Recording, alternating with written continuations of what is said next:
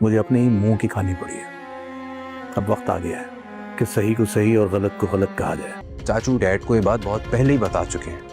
پر رحیم میں تم سے بات کیوں چھپاؤں گی؟ ساری زندگی میں نے اس عورت کو صرف غلط ثابت کرنے میں گزار دیا. اور ہوا کیا؟ پری کی ایک جگہ منگنی بھی ہوئی تھی.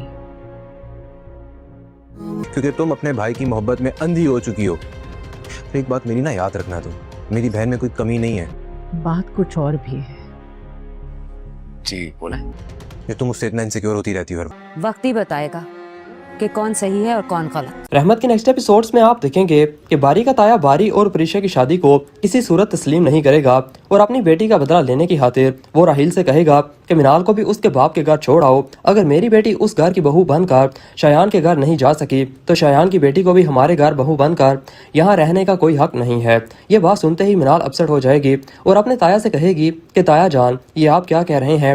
اگر باری اور انایا کا رشتہ نہیں ہو سکا تو اس سب میں میرا کیا قصور ہے؟ تو منال کا تایا کہے گا کہ بالکل قصور ہے اور تمہارے باپ کا قصور ہے جس نے باری کی شادی انایا سے کرنے کا مجھ سے وعدہ کیا تھا اور اس وعدے کو توڑ کر اس نے اپنے بیٹے کی شادی اس مڈل کلاس گھرانے کی لڑکی سے کر دی.